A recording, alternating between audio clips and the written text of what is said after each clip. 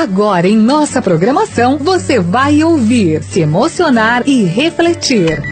Está no ar Momento de Reflexão. Apresentação Paulo Vaz.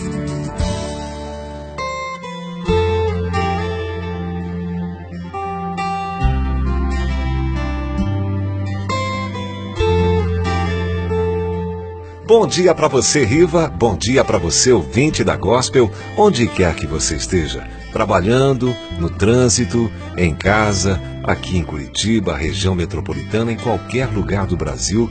Bom dia para você e obrigado pelo carinho da sua audiência. Nós estamos chegando para mais um momento de reflexão, sempre uma palavra do coração de Deus para o seu coração. Antes tem a perguntinha básica, porém essencial. Você já sorriu hoje? Ainda não? Então começa agora, viu? Porque Jesus te ama. E Ele te ama muito. De uma maneira toda especial. Provavelmente, ao longo da sua vida, você já precisou de um advogado, talvez uma causa na justiça. Advogados entram em cena quando há uma acusação a ser feita ou uma defesa a ser sustentada. Jesus não é um advogado de acusação. Ele não foi designado para acusar a mim ou a você dos nossos pecados. Nossos próprios pecados já nos acusam. Certa vez, Jesus foi chamado para opinar em um julgamento.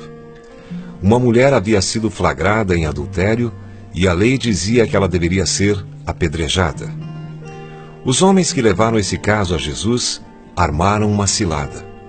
Se Jesus concordasse com a execução da mulher, poderia ser acusado de rebeldia contra Roma, a quem pertencia o direito de tirar a vida. Se ele discordasse da execução, poderia ser acusado de herege, pois teria rejeitado a lei de Moisés. Aqueles homens estavam se utilizando da lei e brincando com a vida de uma pessoa apenas para provar uma tese. Não havia amor no coração deles. Os escribas e fariseus trouxeram à sua presença uma mulher surpreendida em adultério. E fazendo-a ficar de pé no meio de todos, disseram a Jesus: Mestre, esta mulher foi apanhada em flagrante adultério. E na lei nos mandou Moisés que tais mulheres sejam apedrejadas. Tu, pois, que dizes? Isto diziam eles, tentando-o, para terem de que o acusar. Mas Jesus, inclinando-se, escrevia na terra com o dedo. Como insistissem na pergunta, Jesus se levantou e lhes disse: Aquele que dentre vós estiver sem pecado, seja o primeiro que lhe atire pedra. E, tornando a inclinar-se, continuou a escrever no chão. Mas, ouvindo eles esta resposta e acusados pela própria consciência, foram se retirando um por um, a começar pelos mais velhos até aos últimos, ficando só Jesus e a mulher no meio onde estava. Erguendo-se Jesus e não vendo a ninguém mais além da mulher, perguntou-lhe: Mulher, onde estão aqueles teus acusadores? Ninguém te condenou? Respondeu ela: Ninguém, Senhor. Então lhe disse Jesus: Nem eu tampouco te condeno. Vai e não peques mais. João capítulo 8, versos 3 a 11. Você não precisa temer as palavras de Jesus. Ele não veio para acusar ninguém. Você não precisa fugir ou virar as costas quando a palavra de Deus for pregada. Porque a legítima palavra de Deus não pretende condenar ninguém. Ao contrário, a missão de Cristo é buscar e salvar o que se havia perdido. Jesus entra em cena como um advogado de defesa.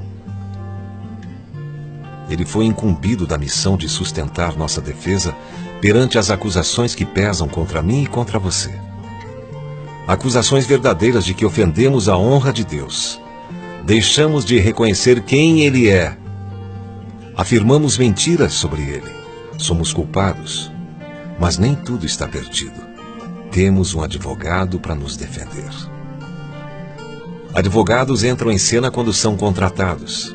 Alguém precisa requerer os seus serviços. E esse é um ponto surpreendente sobre Jesus. O seu ministério como nosso advogado foi algo concebido por Deus. Jesus é o advogado constituído por aquele que foi ofendido, Deus. Não para defesa própria, mas para defender os réus, ou seja, eu e você. Se nós estivéssemos falando de gente sem moral e sem ética, pairaria uma dúvida quanto ao empenho desse advogado. Mas basta lembrar-se da cruz para que a dúvida desapareça. Ele empenhou-se até a morte. Estamos falando da maior expressão de amor que já existiu. Um acordo entre o Pai e o Filho para livrar a humanidade de sua justa condenação.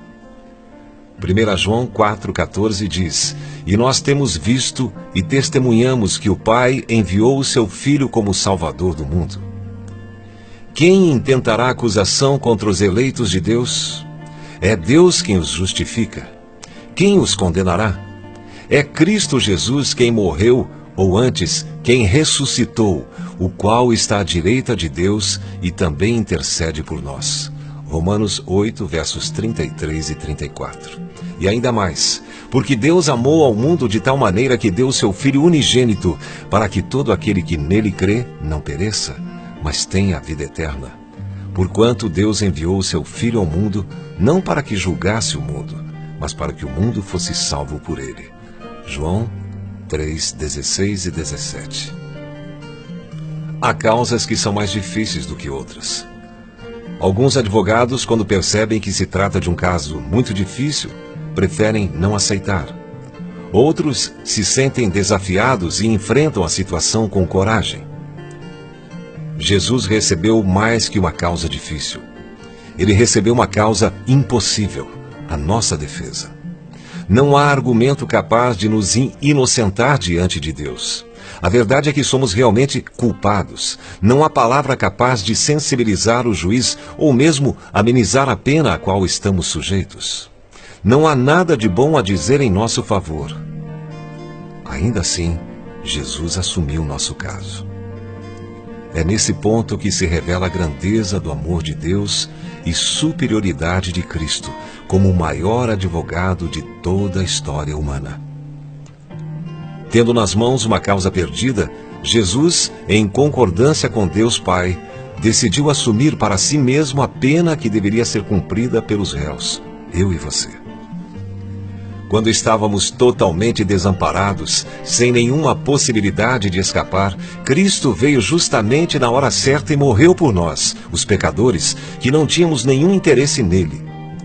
Mesmo que fôssemos bons, realmente não esperaríamos que alguém morresse por nós. Deus, no entanto, mostrou seu grande amor por nós enquanto ainda éramos pecadores. Romanos capítulo 5, versos 6 a 8. Jesus é um advogado incomparavelmente superior ao melhor de todos os advogados que já existiram. Por quê? Porque diante da causa perdida, ele cumpriu a pena no lugar dos réus que defendia. Era esse o único caminho para nos salvar, e ele não hesitou. Você precisa de um advogado como esse. Você não precisa de alguém que apenas fale bem de você ou elogie seus pontos fortes diante do juiz. Não adianta nada um advogado que apenas tente influenciar a decisão do júri. Não é suficiente. Você precisa de um advogado que ame você ao ponto de assumir sua pena ele mesmo. Você precisa de um advogado perfeito, e o nome dele é Jesus. Ele é o advogado das causas perdidas.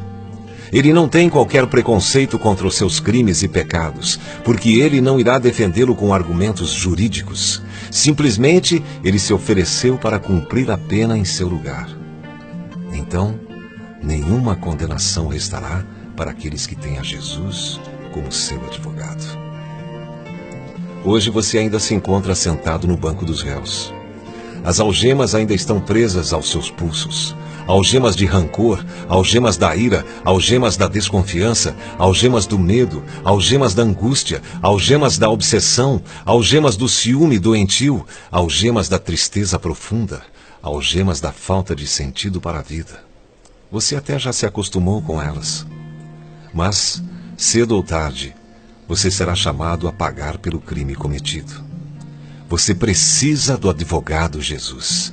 Ele é capaz de livrá-lo tanto das algemas quanto da condenação que pesa sobre você.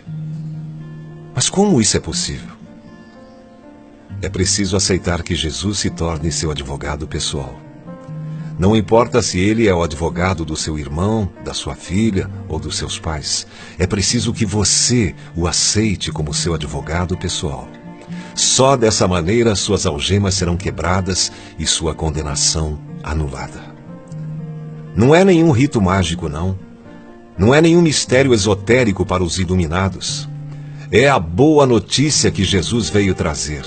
É preciso confiar em Jesus e entregar sua vida nas mãos dele. É preciso crer que ele é capaz de defendê-lo e confessar isso com sua boca. Se, com a tua boca, confessares Jesus como Senhor e em teu coração creres que Deus o ressuscitou dentre os mortos, serás salvo. Romanos 10, 9. É agora. É hoje o dia da sua libertação. Deus te abençoe, em nome de Jesus.